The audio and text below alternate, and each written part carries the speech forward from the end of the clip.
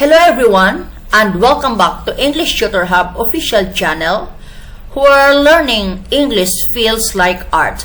Today, we're diving into a pro guide to using preposition in, uses, rules, and examples. So, let's get started. Preposition in, uses, rules, and examples. 1. Use of in for time. 2. Use of in for place. In is a very common preposition which functions as a preposition of time and place and has various meanings and uses which this video deals with in great details. Finish watching the video to learn the uses of the preposition in, meaning, rules, and examples. This video covers meanings of preposition in, uses of preposition in as preposition of time, in as preposition of place.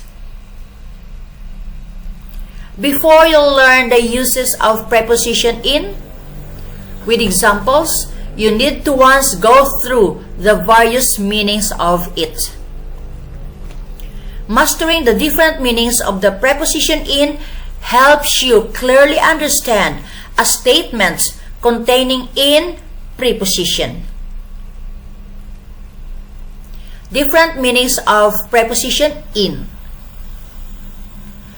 The preposition in is used to express a variety of meanings such as inside something or some place, part of something, before the end of some time, during some period of time, etc. Learn all the 10 meanings of the preposition in with example sentences and then go through the various uses of it. A. Inside something or some place. The preposition in is used to express the meaning that something or someone is inside something or some place. For example, there's little water in the bottle. She's in Boston. B. During part or all of a period of time. The preposition in is used to convey the meaning that something happens or is done during part or all of a period of time. For example, we'll visit India in April. We will go to England in 2025. I used to go to gym in the summer season. C. Before the end of a particular amount of time. The preposition in is used to indicate that something happens or is done before the end of a particular amount of time. For example, I'll finish writing this book in 3 months. Call me in 5 minutes. Submit your homework in a week. D. Part of something.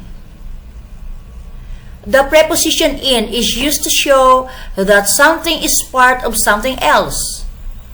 For example, look at the man in the picture. Correct the grammatical errors in the article. E. Involvement in a particular job. The preposition in is used to imply that someone's involved in some certain job or career. For example, John made a career in journalism. She wants to make a career in politics or teaching. F. Attached to a particular subject or field of study. The preposition in is used to show that something is connected with a certain subject or field of study. For example, I want to earn a degree in English literature. There's recently been a significant advancement in AI or artificial intelligence. G. Wearing a particular cloth. The preposition in is used to suggest that someone is wearing some particular cloth. For example, have you seen the woman in red sari? The man in blue suit is your teacher. H. Expressed in a particular manner. The preposition in is used to state that something has been expressed or written in a particular language or a particular way. For example, John spoke to me in French. He wrote in blue ink. I arranged in a certain way. The preposition in is used to show that something or someone is arranged in a particular way. For example, the students sat down in a circle. The words are arranged in alphabetical order. J. Showing a state of being, mood, or emotion. The preposition in is used to express the fact that someone in a bad mood or something is in a terrible condition. For example, the phone is in a bad condition. The laptop is in a terrible state. She's in a bad mood. Uses of preposition in. A. In for space and place. Examples: they are in the classroom. The cat is in the box. Sophia is in the house. B. In for territories. Examples: we live in India. The philosophers in the West are well known. No one in the world is perfect. C. In for water bodies. Examples: fish lives in the sea. There's a lot of salt in the ocean. We used to swim in the lake. D. In for parts of days. Examples: I'll be there in 2 minutes. You'll be back in 3 hours.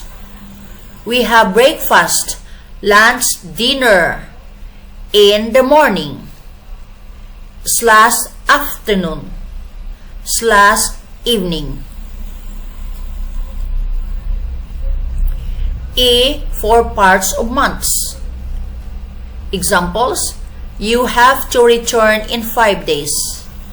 Submit your homework in 2 weeks. F. In for parts of years. Examples: I'll go to my house in January. The seasonal exam will be conducted in April. G. In for season of the year. Examples: should we visit Zurich in summer or winter?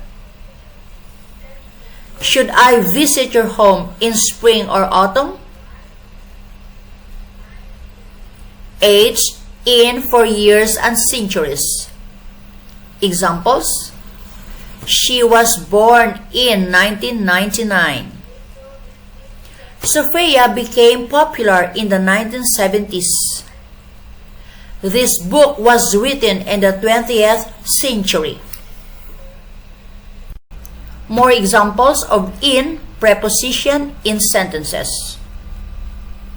1. I'll call you in 10 minutes. 2. Why are you in the classroom now? 3. I was in Japan. 4. Sophia was born in 2020. 5. This book was written in the 17th century. You should visit my hometown in the summer season. The man in blue suit is my teacher. There's a lot of salt in the river. I love to swim in this lake. In preposition of place examples. 1. He was in Mumbai at that time. 2. The students are playing in the park. 3. He'll be in his office now. You can meet me in my chamber. The Department of English is in the Faculty of Arts. Sophia is in the garden. Your products are in the warehouse.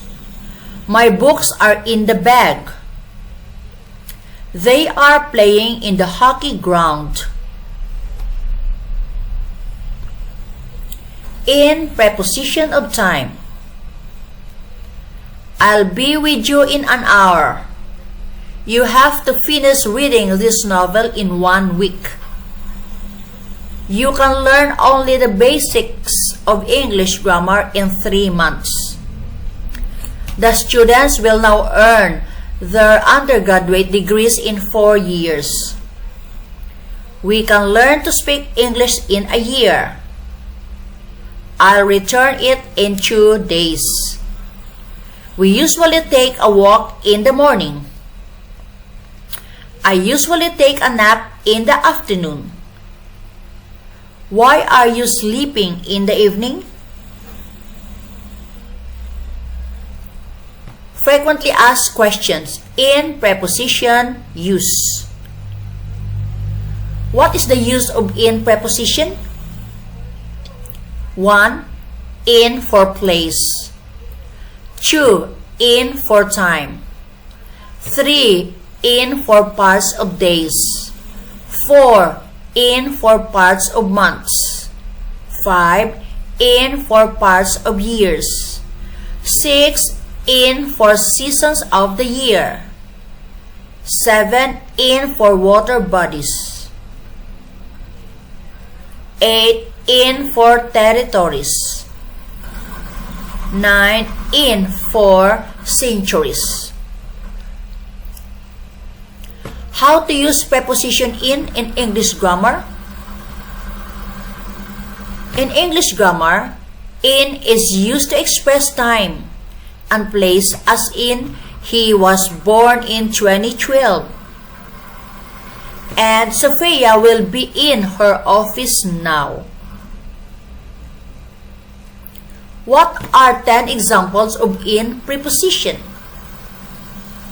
Number 1, I'll call you in 10 minutes. 2, why are you in the classroom now? 3, I was in Delhi. 4, Sophia was born in 2020. 5, this book was written in the 17th century. 6, you should visit my hometown in the summer season. 7, the man in blue suit is my teacher. 8, there's a lot of salt in the river. 9, I love to swim in this lake. 10, he'll return in 2 days. What is the rule of in preposition? 1. As a preposition, in must have an object of preposition which will be used after it. 2. As a preposition, in is used before its object. Noun, noun phrase, or pronoun. 3. The pronouns used as objects of the preposition in must be in objective case. So, this video ends here about a pro guide to using preposition in, uses, rules, and examples. Thanks for watching.